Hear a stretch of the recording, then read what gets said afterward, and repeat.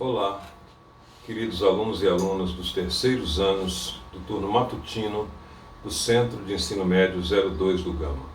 Bem-vindos à segunda semestralidade de 2020, que iniciaremos agora no final do mês de setembro. Eu sou o professor João, de História, e nós vamos desenvolver o nosso curso a contento a partir de três coisas principais.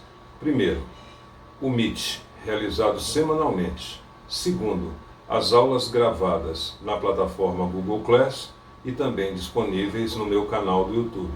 E terceiro, com as avaliações que ao tempo e à hora eu orientarei a vocês de como realizá-las na plataforma Google Forms.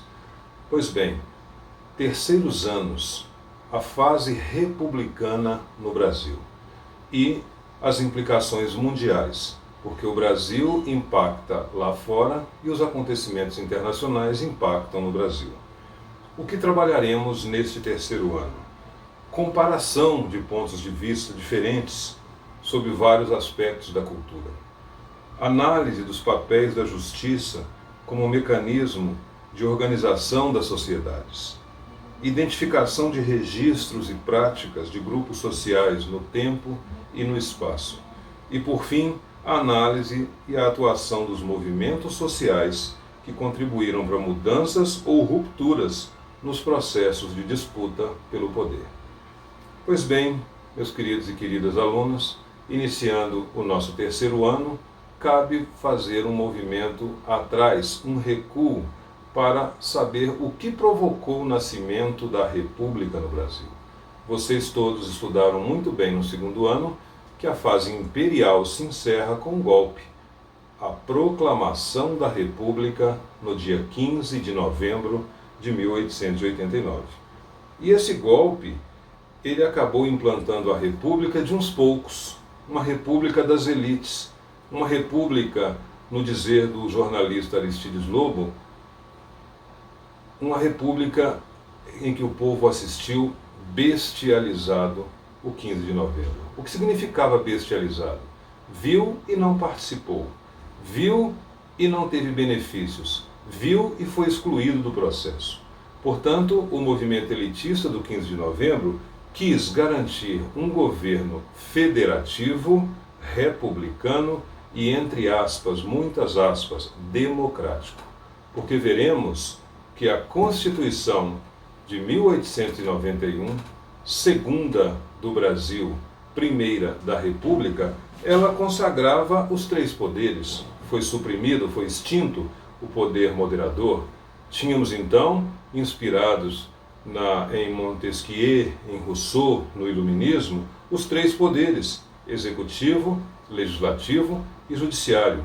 Mas o voto permaneceu aberto e nós chamamos voto de cabresto. O voto chamado universal, de universal não tinha nada. Era exclusivo dos homens maiores. Eram excluídos mulheres, mendigos, analfabetos, etc. Então essa Constituição de 1891 foi um avanço, sim. Ela abandonou o voto censitário indireto e consagrou agora o voto do alfabetizado. Mas os currais eleitorais viraram uma cara do Brasil. Essa Constituição importante, sim, mas não trouxe avanços sociais para a maioria absoluta da população.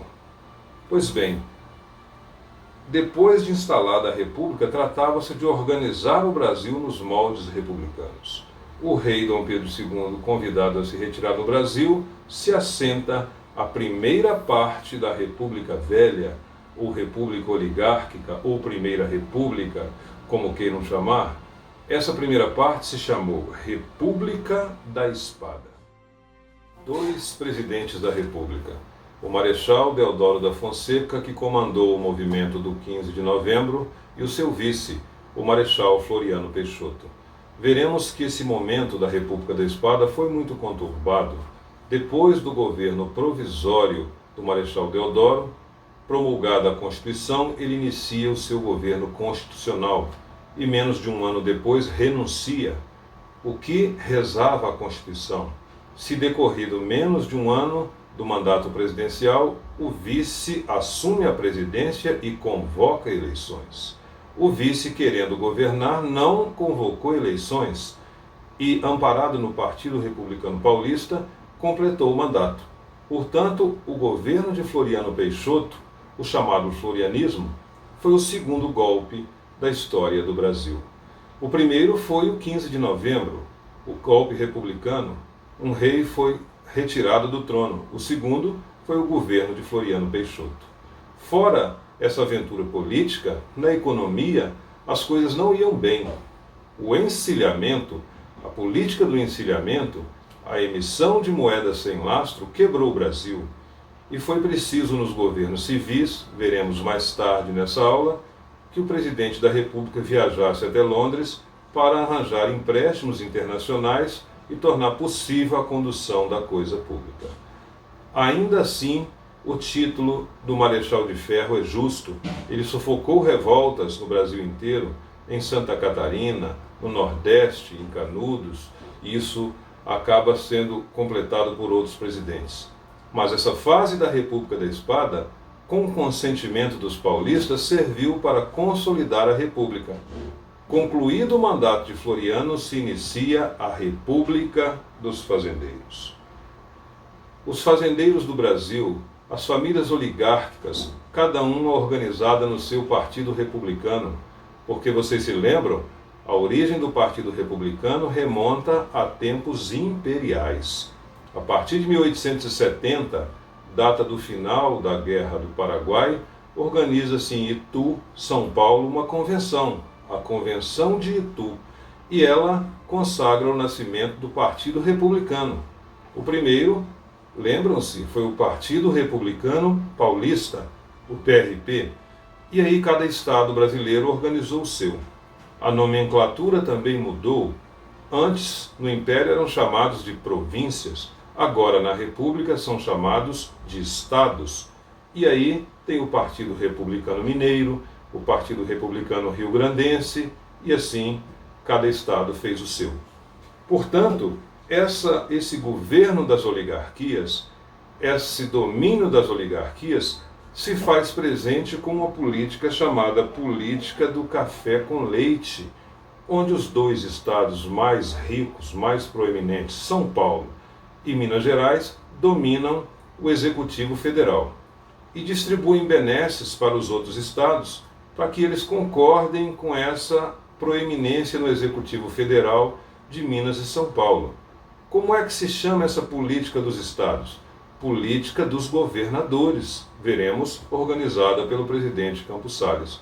O mesmo do Funding Loan, o mesmo da rolagem da dívida, quando o encilhamento deixou o Brasil em maus lençóis, ele, eleito segundo presidente civil do Brasil, foi para a Europa para solicitar empréstimos. Essa política dos fazendeiros, essa política oligárquica se completa com a captura dos votos. Vocês vão se lembrar que o voto passou a ser voto aberto. E onde é que as pessoas vivem? Nas cidades. E essa captura do voto nas cidades, nas regiões, era feito com a cooptação do eleitor, uma política chamada de clientelismo ou de coronelismo. Aqui está o tripé que sustentou os 40 anos da República Velha. Sim, durou 40 anos, de 1889, proclamação da República, até 1930, Revolução de 30, que trouxe Getúlio Vargas ao poder. Esse tripé sustentou a República Oligárquica. Qual é ele? No Executivo Federal, o café com leite. Nos estados, a política dos governadores. E nas cidades, nas regiões, o coronelismo.